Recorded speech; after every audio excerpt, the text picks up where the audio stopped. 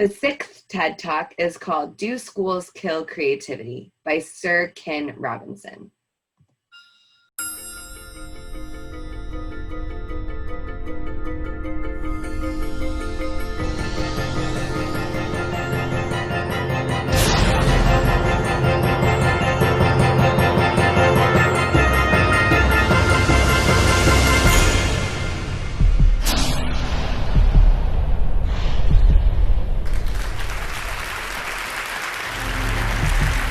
Good morning.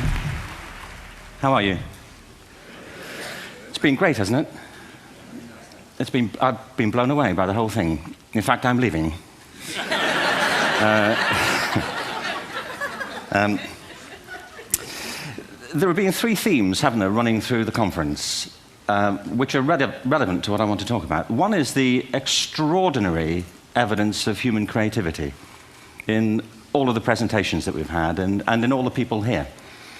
Just the variety of it and the range of it. The second is that it's put us in a place where we have no idea what's going to happen in terms of the future. No idea how this may play out. I have an interest in education. Actually, what I find is everybody has an interest in education. Don't you?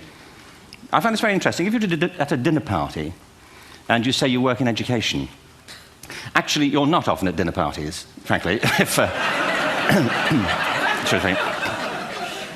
if you work in education, you're not asked,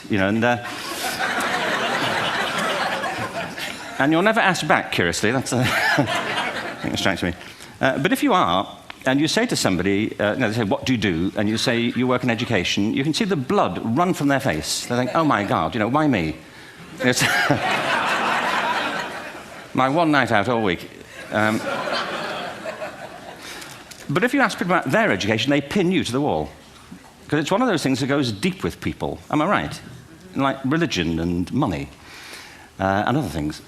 So I have a big interest in education, and I think we all do. We have a huge vested interest in it, partly because it's education that's meant to take us into this future that we can't grasp. If you think of it, children starting school this year will be retiring in 2065. Nobody has a clue, despite all the expertise that's been on parade for the past 4 days, what the world will look like in 5 years' time. And yet we're meant to be educating them for it. So the unpredictability, I think, is extraordinary.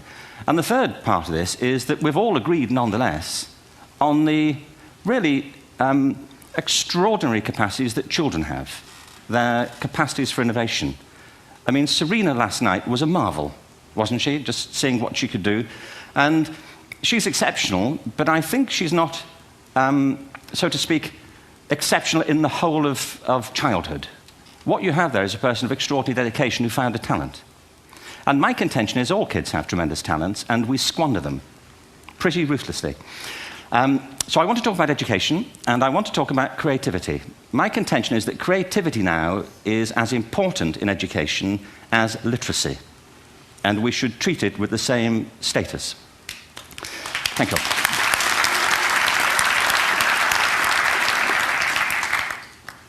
That was it, by the way. Thank you very much. So, 15 minutes left. Well, I was born... No,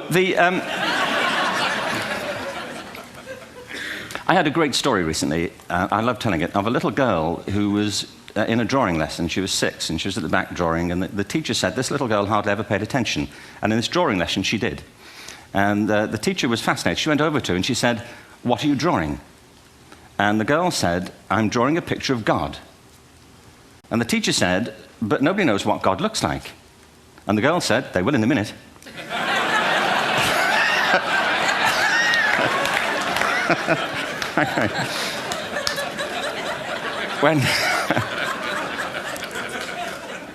When my son was 4 in England, actually he was 4 everywhere, to be honest. I mean, if we're being strict about it, wherever he went, he was 4 that year. But he was in the Nativity play. Do you remember the story? No, it was big. It was a big story. Mel Gibson did the sequel. You may have seen it. I don't know. It was Nativity 2. But James got the part of Joseph, which we were thrilled about. We consider this to be one of the lead parts. we had the place crammed full of agents and T-shirts. You know, James Robinson is Joseph. He didn't have to speak, but do you know the bit where the three kings come in? They come in bearing gifts, and they bring gold, frankincense, and myrrh. This really happened. We're sitting there, and they, I think, just went out of sequence. Because we talked to the little boy afterwards and said, you know, are you okay with that? And they said, yeah, why, was that wrong? They just switched, I think that was it. Anyway, the three boys came in, little 4-year-olds with tea towels on their heads, and they put these boxes down. The first boy said, I bring you gold. And the second boy said, I bring you myrrh. And the third boy said, Frank sent this.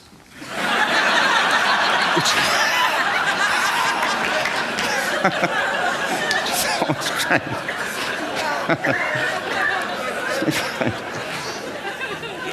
What these things have in common, you see, is that kids will take a chance. You know, if they don't know, they'll have a go. Am I right? They're not frightened of being wrong. Now, I don't mean to say that being wrong is the same thing as being creative. What we do know is, if you're not prepared to be wrong, you'll never come up with anything original. If you're not prepared to be wrong. And by the time they get to be adults, most kids have lost that capacity.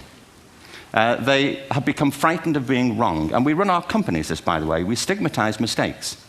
And we're now running national education systems where mistakes are the worst thing you can make. And the result is that we are educating people out of their creative capacities. Picasso once said this. He said that all children are born artists. The problem is to remain an artist as we grow up. I believe this passionately, that we don't grow into creativity, we grow out of it. Or rather, we get educated out of it. So why is this? I lived in Stratford-on-Avon until about 5 years ago. In fact, we moved from Stratford to Los Angeles. So you can imagine what a seamless transition, you know, this was from LA. Actually, we lived in a place called Snitterfield, just outside Stratford, which is where Shakespeare's father was born. Are you struck by a new thought? I was. You don't think of Shakespeare having a father, do you? Do you? Because you don't think of Shakespeare being a child. Do you? Shakespeare being 7. I never thought of it. I mean, he was 7 at some point. He was in somebody's English class, wasn't he? Do you understand? Really? How annoying would that be? You know?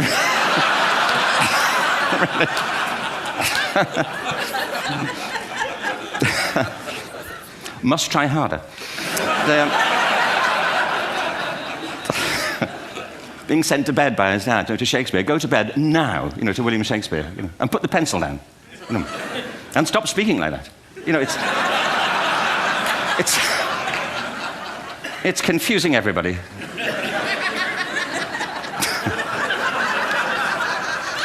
Anyway,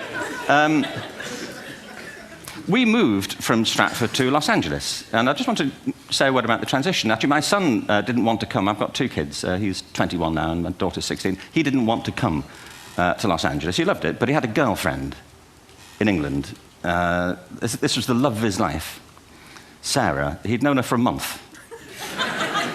Mind you, they'd had their 4th anniversary, because it's a long time when you're 16. Anyway, he was really upset on the plane. He said, "I'll never find another girl like Sarah." And we were rather pleased about that, frankly, because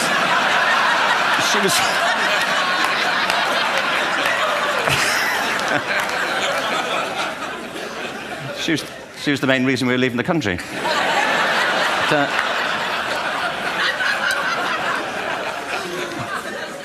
But something strikes you when you move to America and when you travel around the world. Every education system on Earth has the same hierarchy of subjects. Everyone, doesn't matter where you go. You think it would be otherwise, but it isn't.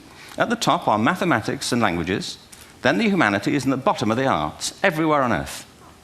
And in pretty much every system, too, there's a hierarchy within the arts. Art and music are normally given a higher status in schools than drama and dance. There isn't an education system on the planet that teaches dance every day to children the way we teach them mathematics. Why? Why not? I think this is rather important. I think maths is very important, but so is dance. Children dance all the time if they're allowed to. We all do. We all have bodies, don't we? Did I miss a meeting? I think... Truthfully, what happens is, as children grow up, we start to educate them progressively from the waist up. And then we focus on their heads, and slightly to one side.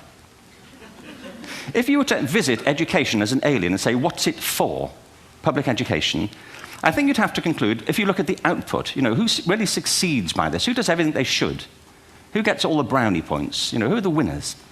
I think you'd have to conclude the whole purpose of public education throughout the world is to produce university professors, isn't it?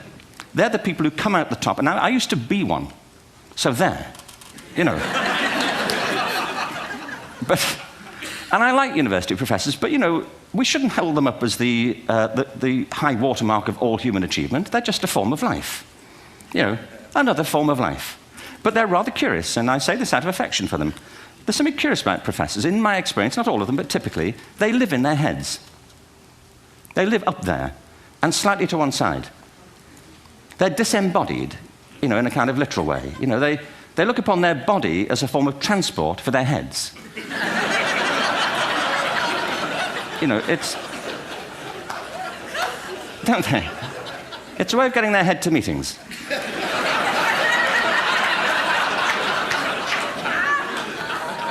If you want real evidence of out-of-body experiences, by the way, get yourself along to a residential conference for senior academics and pop into the discotheque on the final night. And there you will see it. Grown men and women writhing uncontrollably off the beat. Waiting to end so they can go home and write a paper about it. Now, our education system is predicated on the idea of academic ability. And there's a reason. The whole system was invented around the world. There were no public systems of education really before the 19th century.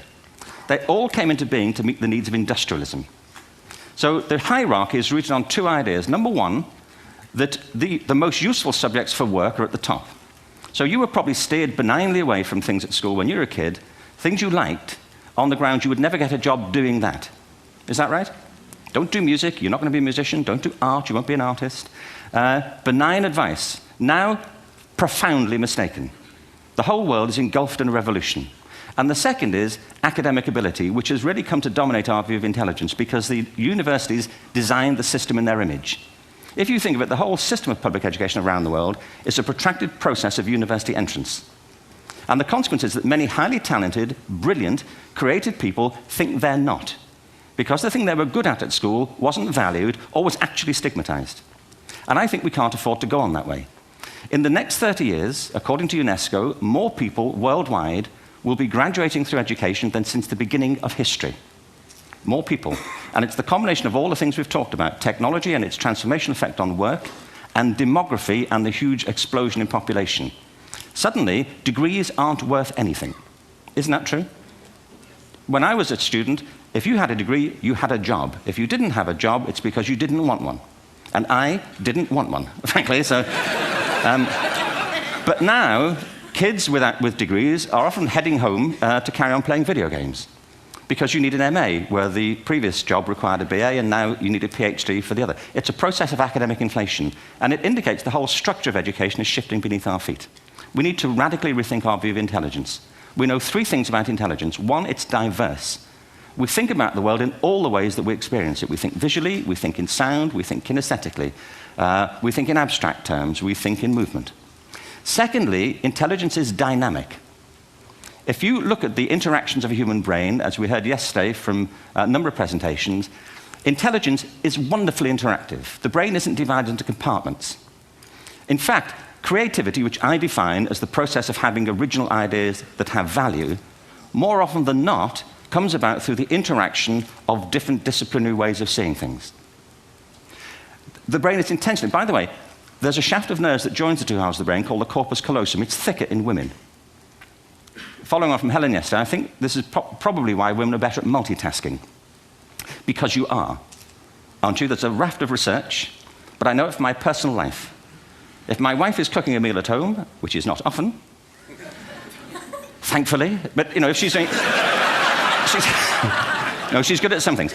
But if she's cooking, you know, she's dealing with people on the phone, she's talking to the kids, she's painting the ceiling, you know, she's doing open heart surgery over here. If I'm cooking, the door is shut, the kids are out, the phone's on the hook. If she comes in, I get annoyed. I say, Terry, please, I'm trying to fry an egg in here. You know, really.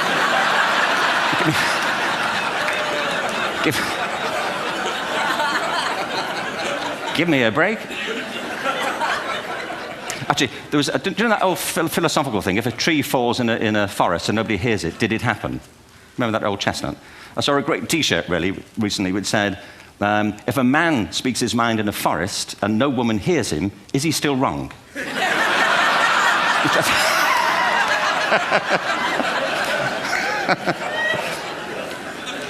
And the third thing about intelligence is it's distinct. I'm doing a new book at the moment called Epiphany, which is based on a series of interviews with people about how they discovered their talent. I'm fascinated by how people got to be there. It's really prompted by a conversation I had with a wonderful woman who most people have never heard of. She's called Gillian Lynn. Have you heard of her? Some have. She's a choreographer, and everybody knows her work. She did Cats and Phantom of the Opera. She's wonderful. I used to be on the board of the Royal Ballet in England, as you can see. And anyway, Gillian and I had lunch one day. I said, how'd you get to be a dancer? And she said it was interesting. When she was at school, she was really hopeless. And the school in the 30s wrote to her parents and said, we think Gillian has a learning disorder. She couldn't concentrate. She was fidgeting. I think now they'd say she had ADHD. Wouldn't you? But this was the 1930s, and ADHD hadn't been invented, at this point. So it wasn't an available condition. People weren't aware they could have that. Anyway, she went to see this specialist. So this oak-panelled room, and she was there with her mother, and she was led and sat on this chair at the end, and she sat on her hands for 20 minutes while this man talked to her mother about all the problems Gillian was having at school. And at the end of it, because she was disturbing people, her homework was always late and so on, little kid of 8, in the end, the doctor went and sat next to Gillian and said, Gillian, I've listened to all these things that your mother's told me. I need to speak to her privately. So he said, wait here, we'll be back. We won't be very long. And they went and left her. But as they went out the room, he turned on the radio that was sitting on his desk. And when they got out the room, he said to her mother, just stand and watch her. And the minute they left the room, she said she was on her feet, moving to the music. And they watched for a few minutes, and he turned to her mother, and he said, Mrs. Lynn, Gillian isn't sick, she's a dancer. Take her to a dance school. I said, what happened? He said, she did. I can't tell you how wonderful it was. We walked in this room, and it was full of people like me. People who couldn't sit still. People who had to move to think. Who had to move to think. They did ballet, they did tap, they did jazz, they did modern, they did contemporary. She was eventually auditioned for the Royal Ballet School. She became a soloist. She had a wonderful career at the Royal Ballet. She eventually graduated from the Royal Ballet School, found her own company, the Gillian Dance Company, met Andrew Lloyd Webber. She's been responsible for some of the most successful musical theatre productions in history. She's given pleasure to millions, and she's a multi-millionaire. Somebody else might have put her on medication and told her to calm down. Now, I think...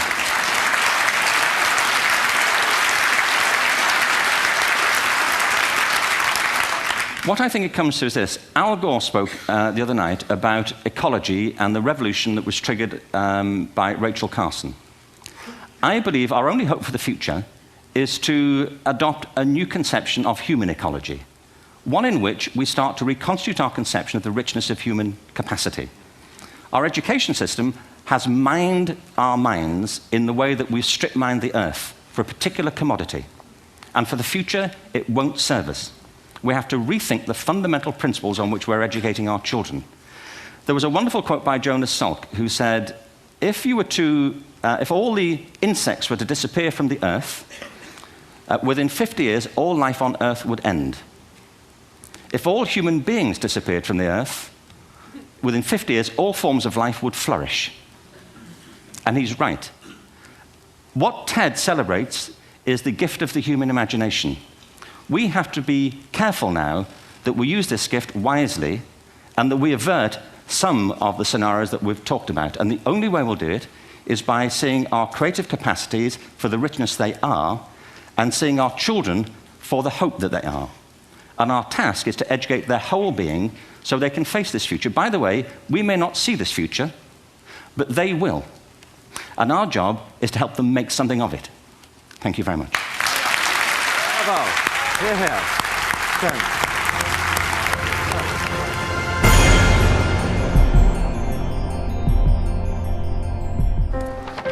What if great ideas weren't cherished? What if they carried no importance? Or held no value.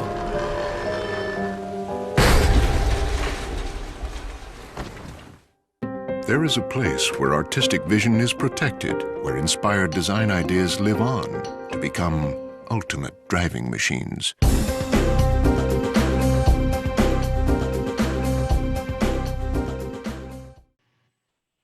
Thank you for attending the training on how to give and see effective TED Talks. See you next time.